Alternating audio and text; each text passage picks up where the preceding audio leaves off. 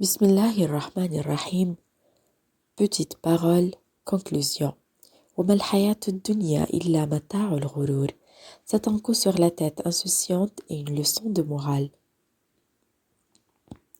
Ô mon âme malheureuse, toi qui plonges dans l'insouciance, toi qui trouves la vie douce, toi qui oublies l'au-delà, toi qui cherches ce bas monde, sais-tu à quoi tu ressembles? Tu ressembles à l'autruche. Il voit le chasseur, mais il ne peut s'envoler. Il enfuit sa tête dans le sable pour que le chasseur ne la voie pas. Son énorme corps est à l'extérieur, le chasseur la voit. Seulement, elle ne le voit pas, les yeux fermés dans le sable. Ô mon âme, regarde et considère cette parabole, comment tourner son regard uniquement à ce monde transforme un plaisir précieux en une pénible douleur. Par exemple, dans ce hameau, c'est-à-dire à Barla, se trouvent deux hommes. 99% des amis de l'un d'eux sont partis à Istanbul où ils vivent heureux. Un seul est resté. Lui aussi, il ira. C'est pourquoi cet homme désire ardemment aller à Istanbul. Il y pense et souhaite rejoindre ses amis. Si on lui proposait « vas-y », il irait content et souriant. Quant au second homme, 99% de ses amis sont partis d'ici. Certains d'entre eux ont péri, d'autres se sont retirés dans des lieux où ils ne voient personne. De plus, ils ne sont vus de personne. Il les croit disparus dans une situation pitoyable. Quant à ce malheureux, face à leur disparition, il veut se consoler en compagnie d'un seul invité. Auprès de lui, il veut ainsi oublier les douleurs pénibles de la séparation. Ô mon âme, tout d'abord, le bien-aimé de Dieu et tous tes amis sont outre-tombe. Quant à un ou deux individus qui restent ici, ils y partent aussi. Ne détourne pas la tête comme si tu étais effrayé par la mort et comme si tu craignais la tombe.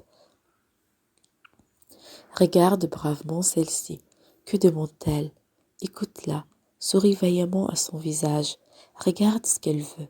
Attention, ne ressemble surtout pas au second homme en étant insouciant. Oh, mon âme, ne dis pas, les temps ont changé, l'époque est différente, les gens sont enlisés dans le bas monde, les gens adorent la vie et sont ivres des soucis de la subsistance. Car la mort, elle ne change pas. La séparation ne change pas, elle ne se transfère pas dans l'éternité. L'impuissance et la pauvreté humaine ne changent pas, elles s'accroissent. Le voyage de l'homme ne s'interrompt pas, il s'accélère. Ne dis pas non plus, je suis comme tout le monde, parce que chacun t'accompagne jusqu'au seuil de la tombe.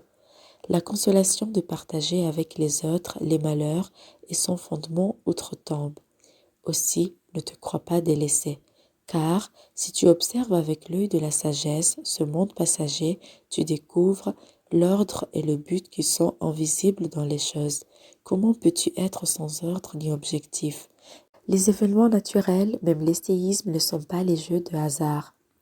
Par exemple, bien que tu vois que chez les espèces de végétaux et d'animaux qui sont sur la Terre, des chemises extrêmement ordonnées et brodées, superposées, entremêlées, décorées et équipées de haut en bas, avec des finalités et des sagesses, et bien que tu saches qu'on fait exécuter au globe terrestre des révolutions et des rotations comme des bûches tourneurs en extase pour des fins sublimes dans un ordre parfait, comment se fait-il qu'on jette au terrible désespoir toutes les victimes des pertes douloureuses en les désignant comme non récompensées et disparues en vain? On considère comme étant sans but dû au hasard les phénomènes de la vie comme le séisme. C'est ainsi qu'Énaté l'a présenté. Ces événements avec la mort ne seraient qu'un haussement d'épaule rejetant la pression morale des conduites insouciantes des hommes, particulièrement des gens de foi depuis les enfants d'Adam. Ceux qui le font commettent aussi bien une grande faute qu'une grande injustice. Au contraire, de tels phénomènes sont un moyen de sauvegarder les biens éphémères des gens de foi sur l'ordre du sage miséricordieux en les changeant en valeur de bonne action. Et ces événements sont une expiation des péchés provenant de l'ingratitude face aux bienfaits. De même, un jour viendra, cette terre soumise trouvera les œuvres humaines qui constituent la beauté de son visage, mêlées de polythéisme, enlaidie et dépourvue de reconnaissance par ordre de son Créateur. Elle balayera et nettoyera tout son visage avec un grand séisme. Sur l'ordre de Dieu, Il jettera à l'enfer les polythéistes. Il dira à ceux qui lui rendent grâce, allez, entrez au paradis. يا أيها الناس اعبدوا ربكم الذي خلقكم والذين من قبلكم لعلكم تتقون الذي جعل لكم الأرض فراشا والسماء بناء وأنزل من السماء ماء فأخرج به من الثمرات رزقا لكم فلا تجعلوا لله أندادا وأنتم تعلمون. C'est-à-dire, ô homme, adorez votre Seigneur qui vous a créé, vous ainsi ceux qui vous ont précédés, afin que vous atteigniez la pitié. Et adorez encore votre Seigneur qui vous a fait de la terre un lit et du ciel un toit.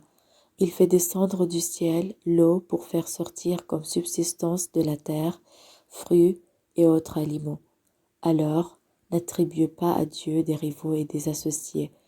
Vous savez qu'il n'y a ni adoré ni créateur en dehors d'Allah.